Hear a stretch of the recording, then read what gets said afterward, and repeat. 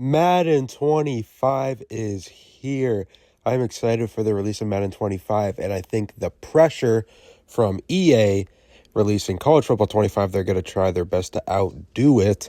So I feel it's going to be really good. And we're going to start off with our first video.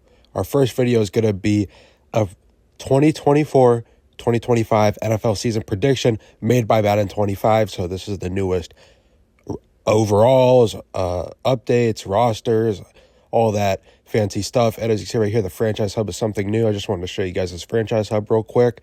We will have plenty of Madden 25 videos in general. If you guys are interested, you are going to want to go ahead and subscribe right now if you guys want to get Madden 25 videos, college football 25 videos, NFL content in general. We are going to pick the New York Giants as our franchise team because I don't feel like they will make the playoffs, and everything's on auto anyway, so it really doesn't matter. Anyway, after the first game simulated, this is what the stat lines are looking like. Patrick Mahomes, 3 passing touchdowns to start off the year with 0 interceptions. Joe Burrow, 4 passing touchdowns, 0 interceptions. Jared Mayo, the new Patriots coach, decides to give Drake May the day 1 start, and he's doing fabulous. Dak Prescott, 4 passing touchdowns, 0 interceptions with 289 yards. Gardner Minshew, 2 passing touchdowns. He did get an interception, though, so he's doing all right. Aaron Rodgers, 3 passing touchdowns and 0 picks. Also, speaking of Packers, we got a new Packer, Josh Jacobs. Aaron Rodgers, obviously, one of the best Packer ever to play. I think he's better than Brett Favre. But anyway, Josh Jacobs, first year as being a Green Bay Packer, and his first game, he got 146 yards and 2 rushing touchdowns. Lamar Jackson, 2 rushing touchdowns. Ramondre Stevenson was able to get a touchdown as well. Allen Lazard, 142 yards. I don't think people thought he was going to be the week 1 receiving leader, but there it is. Russell Gage and Kendrick Bourne. I don't think he was on the bingo sheet either, but all right, I guess the receivers are getting it done. And we are in mid-season form now, and Aaron Rodgers has 16 passing touchdowns and 1 interception. He is having an MVP caliber season already.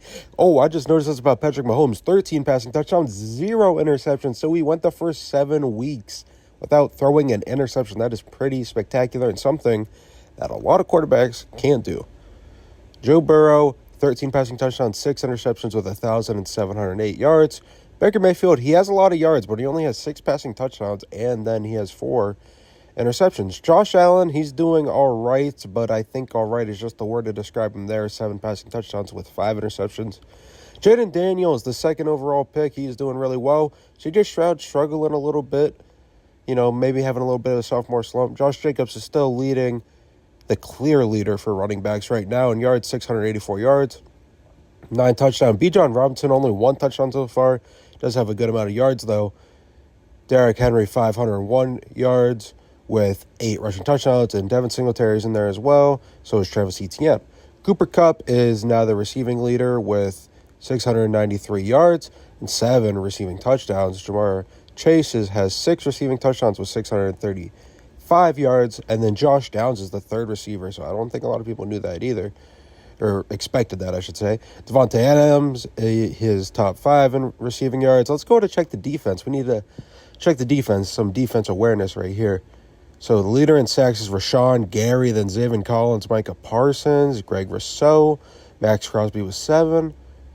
Sean Murphy-Bunting is leading the league in interceptions, and then Kareem Jackson, Michael Carter, Kazir White, bunch of names right there. Maryland Humphrey was up there as well. So we're still in midseason. I just wanted to check the standings.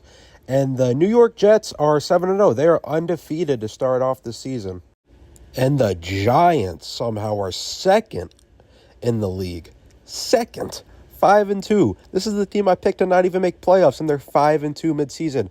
We got some other names right here. We got the Jaguars, Cowboys, Texans, Lions. They're all in the top half of the league. Got the Bills. Raiders are in the top half, okay. Commanders, all right. No one really expected that, but I'm wondering where the Chiefs are at, and I'm going to keep scrolling down. The Chiefs are somehow 25th in the league in midseason form. They are 2-4, so the Chiefs, Super Bowl champions, they need to get it together, and they did apparently because this is the playoffs. All right, we are now in the playoffs. First round buys, let's go ahead and tell you those first. On the AFC side, we got the New York Jets, and then the NFC side, we got the Dallas Cowboys.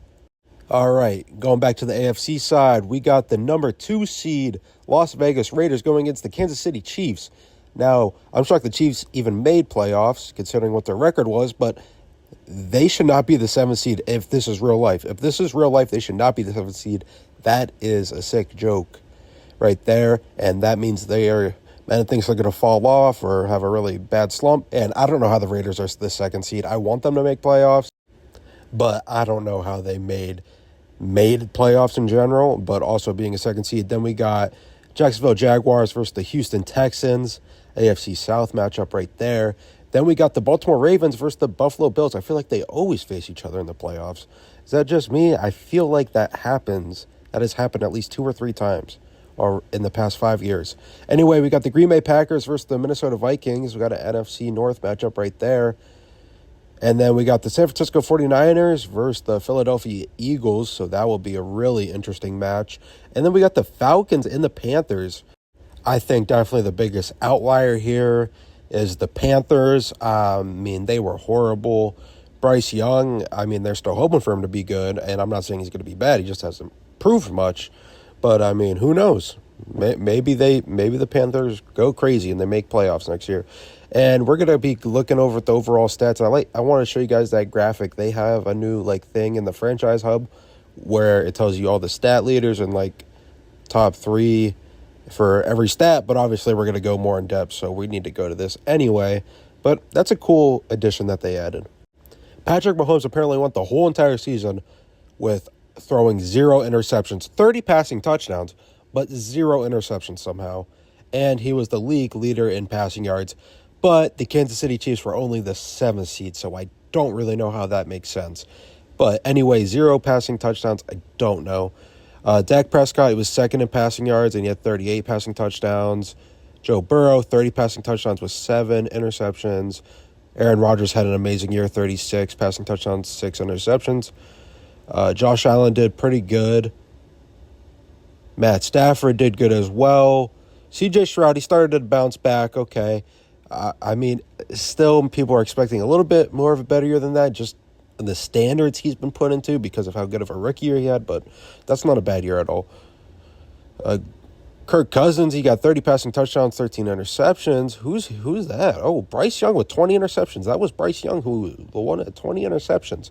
But the Panthers made it somehow. Josh Jacobs is the clear rushing leader. It's not even close. And 19 rushing touchdowns. Oh, my God. That is a lot. I'm a big Josh Jacobs fan, but I don't know about 19 rushing touchdowns.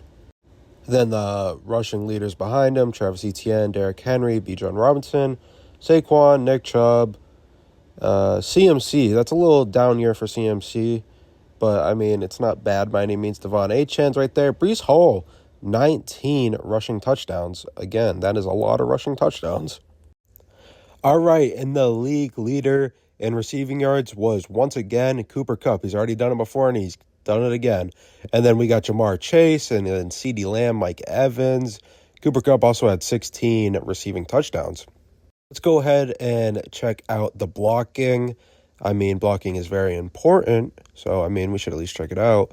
Deion Dawkins gave up the 2nd most sacks. Tristan Wirfs gave up the 2nd most sacks as well. I know left tackles and right tackles normally give up the most sacks, but those are too big of names. I don't think they will be giving up the most sacks. Let's see the league leader for tackles for loss, who was most efficient in the run-stopping game, Chase Young. He's good. I don't think he is going to lead the league, though. We got DeForest Buckner, T.J. Watt, Darius Robinson, the rookie from Arizona, Christian Wilkins. We got Dexter Lawrence, Von Miller. I'm kind of shocked Von Miller because of what he's doing. Micah Parsons, 23.5 sacks. So he just set an NFL record because the record's 22.5. So, yeah, Micah Parsons just set an NFL record. Okay. Big prediction coming there from Madden 25. Max Crosby, 18.5 sacks. And a lot of names also did really good year for the sacks. Obviously, we got a new NFL record holder. Fred Warner was up there in interceptions. L'Jarius Sneed, Trevon Diggs, Michael Carter, Trent McDuffie, And I saw Tre'Davious White's name as well. But anyway, we are at the Super Bowl, and we are advancing to the Super Bowl right now, and we're going to see who is going to win. But first, let's go ahead and check. Oh, wait. Oh, how do we check? Oh, there it is. It's right there. Okay, so there's the graphic. The Buffalo Bills versus the Atlanta Falcons. Of all teams, the Atlanta Falcons are the team to make it out of the NFC. And the Buffalo Bills, they're having another Super Bowl appearance. You know, they've had quite a few Super Bowl appearances. They just don't have a Super Bowl yet. But the Atlanta Falcons are the team to come out of the NFC. Wow, that is pretty shocking. Let's go ahead and submit and see who's going to win. Atlanta Falcons versus the Buffalo Bills. Don't really think anyone predicted that. Maybe the Buffalo Bills, but the Atlanta Falcons, I just can't get over how they made it. All right, so looking for the graphic here. Oh, okay, so the Atlanta Falcons lose to the Buffalo Bills. Josh Allen is finally able to get the city of Buffalo their first Super Bowl, and he is the Super Bowl MVP. A lot of people say the Atlanta Falcons are chokers, and, you know, they kind of are for that 28-3, and, you know, I'm not trying to piss off any Atlanta Falcons fans watching this video, but the Buffalo Bills are the original chokers. I mean, 4 straight Super Bowls and 4 straight Super Bowl losses. That is rough, but the city of Buffalo is finally done suffering, according to Madden. And let's go check the retired players before we go ahead and end up this video. Russell Wilson, that's a little early for quarterbacks considering QBs normally have an extended career. Demario Davis retires. Let's go and see who else retired. Tyrod Taylor. Oh, Aaron Rodgers retires. Okay, that one's really not shocking. He is 39-40. Trent Williams retires. That one's not really too shocking either. Calais Campbell. I mean, yeah, he's been in the league forever. I'm shocked he's not retired yet. I mean, he still is a stud. Levante David. Okay, I didn't even know Levante David was that old, to be honest. Garrett Bowles retires after only 8 years. Wow, he's one of the better tackles. So I'm shocked he retired only after 8 years. Von Miller retired. That's not too shocking right there. But those are all the people. Those are all the retirements right there. And that is the 2024-25 NFL season predicted by Madden 25. Again, guys, I'm so excited for Madden 25. I really am. It seems like they actually changed a lot. And if you guys are interested in Madden 25 content in general, make sure you subscribe with post notifications on. All right, bye.